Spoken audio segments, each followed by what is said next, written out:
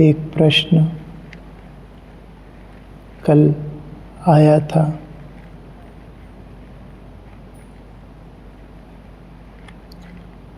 प्रश्न है,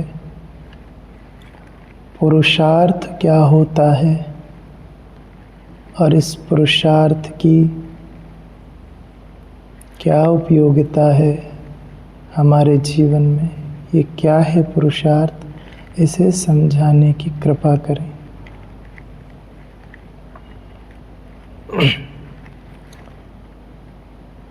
ये प्रश्न संपूर्ण मनुष्यता के लिए बहुत महत्वपूर्ण है, क्योंकि इस सनातन परंपरा ने इन पुरुषार्थों पर बड़ा जोर दिया है। पुरुषार्थों को बहुत ऊंचाई पर रखा है। पुरुषार्थ की बड़ी महिमा है, बड़ी व्यवस्था है, बड़ा उपयोग है। इन पुरुषार्थों को ना जान पाने के कारण ही ये जो चारों तरफ अव्यवस्था होती जा रही है, उसी का प्रतिफलन है। मनुष्य पुरुषार्थ को समझ ही नहीं पाया।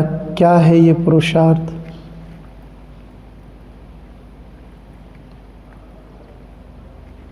पुरुषार्थ शब्द का अर्थ होता है पुरुष और अर्थ। पुरुष का अर्थ मेल या फीमेल से नहीं है।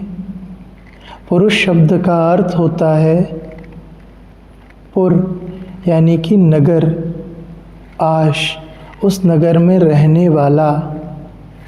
ये जो है एक नगर है, इस नगर में जो रहने वाला है वो पुरुष कहलाता है। वो जो चेतना है जो इस पुर में रह रही है, उसका अर्थ क्या है, उसकी श्रेष्ठता क्या है,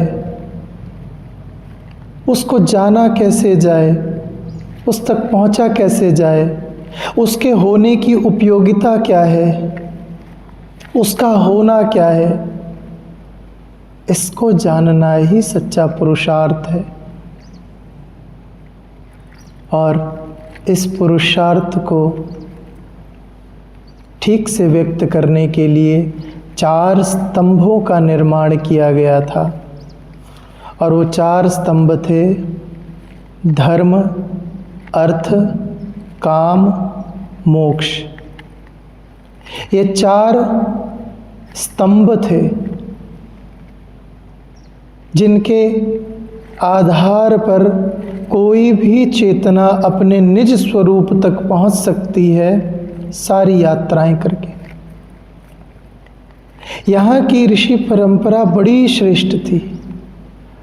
कभी किसी को भागने के लिए नहीं कहा, बल्कि ये बताया कि तुम जहाँ हो वहीं रह करके कैसे उस श्रेष्ठ को प्राप्त कर सकते हो, सब कुछ करते हुए भी। जिसने भी इस पुरुषार्थ को जान लिया ठीक से, वो सचमुच में गृहस्थ सन्यासी हो जाता है, जो अपना सब कुछ निर्वहन करते हुए भी संन्यस्त में, आत्मचिंतन में डूबा रहता है। हमारे यहाँ सबसे पहले धर्म को रखा गया। धर्म का अर्थ हिंदू, मुस्लिम, सिख, ईसाई, पादरी, इन सब चीजों से नहीं है। धर्म का अर्थ आचरण है, श्रेष्ठ आचरण।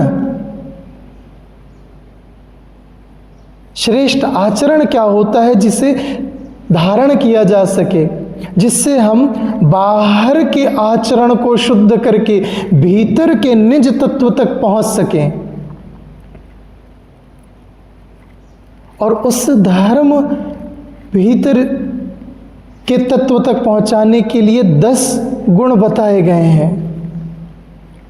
किसी ने उन 10 गुणों को चिंतन भी कर लिया, उन 10 गुणों में से कुछ गुणों को भी जीवन में उतार लिया, तो उसकी पूरी जीवन व्यवस्था ही बदल जाती है।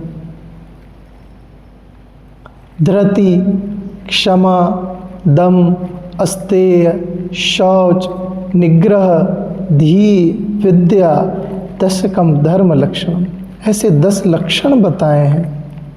धैर्य, क्षमा का भाव, चोरी ना करना, इंद्रियों पर नियंत्रण रखना, भीतर और बाहर से शुद्ध रहना है, उच्च ज्ञान की ओर बढ़ना है, विद्या ज्ञान को खोजना है जो आत्म तक ले जा सके, अक्रोधी अवस्था में रहना है, अपनी इंद्रियों को भीतर की ओर मोड़ते जाना है, संयम हो, कल्याण की भावना हो। ऐसे कुछ लक्षण बताए हैं जिनको सामान्य व्यवहार में उतार करके कोई भी चेतना उस धर्म को जान सकती है जो उसके भीतर भी है। यहां धर्म को ऊपर रखा गया, यानी श्रेष्ठ आचरणों को ऊपर रखा गया, और धर्म के बाद अर्थ की व्यवस्था जोड़ी गई कि अगर किसी ने इन श्रेष्ठ आचरणों को अपने जीवन में उतार लिया और उन श्रेष्ठ आचरणों के साथ जब वह अर्थ का उपार्जन करने जाएगा तो वो गलत रूप से धन कभी अर्जित नहीं करेगा, गलत दृष्टि से धन को कभी नहीं कमाएगा, गलत दृष्टि से धन को कभी पकड़ करके संचित रखने की भावना से नहीं रहेगा। उसका धन अर्जन करना श्रेष्ठ तत्व से निर्मित हुआ है, धर्माधीन अर्थ हो जाएगा उसका। और जब श्रेष्ठ लक्षणों के द्वारा अर्थ अर्जन किया जाता है और उसके द्वारा जब हम कामनाओं की पूर्ति करते हैं, उसके द्वारा जब हम इच्छाओं की पूर्ति करते हैं, उसके द्वारा जब हम अपनी भावनाओं की तृप्ति करते हैं, तब वो श्रेष्ठ दिशा में हमारी चेतना को मोड़ देता है। और उस इच्छा के पूर्ति का भी अंतिम उद्देश्य मोक्ष था। यहाँ पर भी रुकना नहीं था।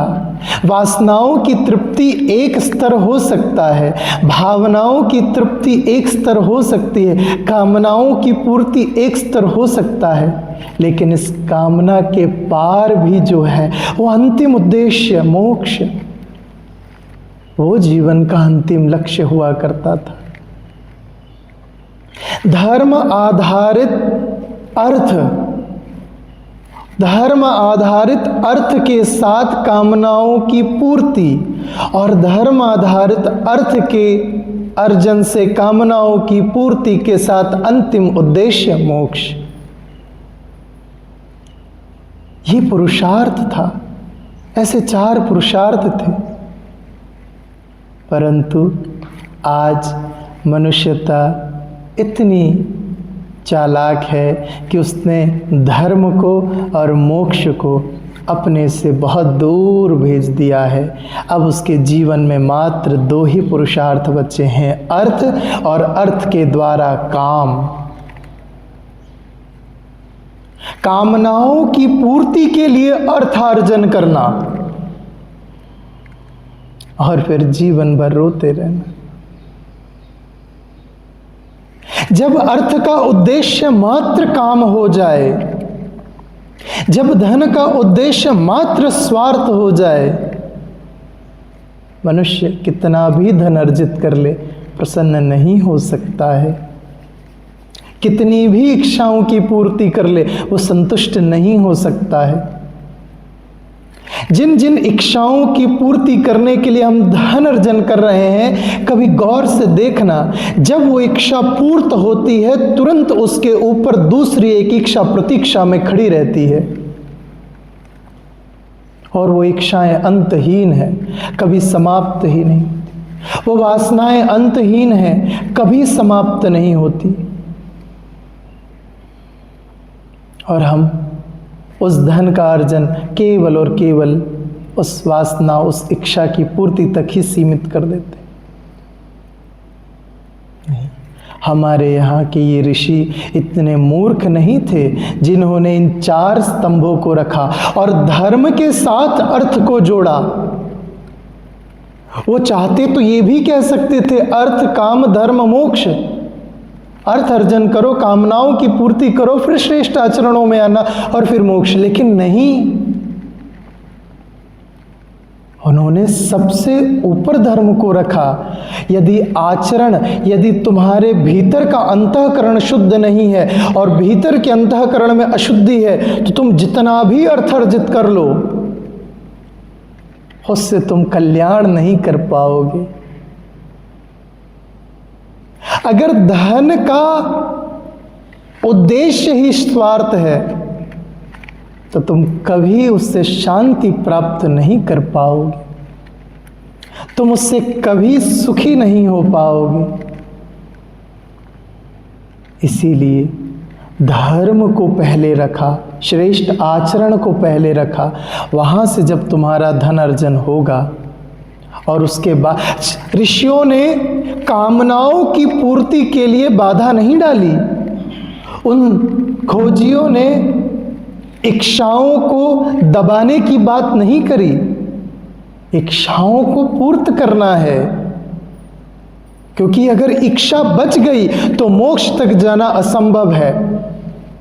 कामना अगर बची हुई है तो मोक्ष तक पहुंचना कठिन है। मोक्ष का तो अर्थ ही होता है जहां सारी कामनाएं, सारी इच्छाएं, सारी वासनाएं सब पीछे रह जाएं और एक अंतिम इच्छा भी ना बचे। परंतु हमने उस पूरी व्यवस्था को ही बदल कर रख दिया। हमने उस धन को श्रेष्ठ रखा और उसके पीछे कामना को रख दिया। नहीं, इस आधार पर चलने से केवल दुख ही प्राप्त होगा। जो हो रहा है, जिसका जीवंत उदाहरण दिख रहा है, खूब अथाह धन इकट्ठा कर लिया, परंतु उस धन ने शांति की ज्योत नहीं जलाई, उस धन ने प्रेम प्रकट नहीं किया, उस धन ने समर्पण, करुणा, अपनत्व, ईश्वरत्व की कोई चिंगारी नहीं जलाई। नहीं, पुरुषार्थ का सच्चा अर्थ है अपने भीतर के उस तत्व को जानना जो है सारी चीज़ों का निर्वाहन करते हुए, श्रेष्ठ आचरणों के द्वारा अर्थ का उपार्जन करके अपनी कामनाओं को पूर्त करते हुए उस मोक्ष की ओर बढ़ जाना। मोक्ष यानी उस अपने पुरुषार्थ, अपने सच्चिदानंद, अपने परमात्म स्वरूप, अपने उस ब्रह्म को, अपने उस आत्म को, अपने उस ईश्वर को जान लेना। यही सच्चा पुरुषार्थ है। तो धन के पीछे काम को रखना, लेकिन उस धन के ऊपर धर्म, श्रेष्ठ आचरणों को भी रखना। तब जाकर के तुम अर्थार्जन करते हुए भी आनंद में रहोगे। तब जाकर के तुम अंतिम उद्देश्य में उस श्रेष्ठ को साध सकोगे।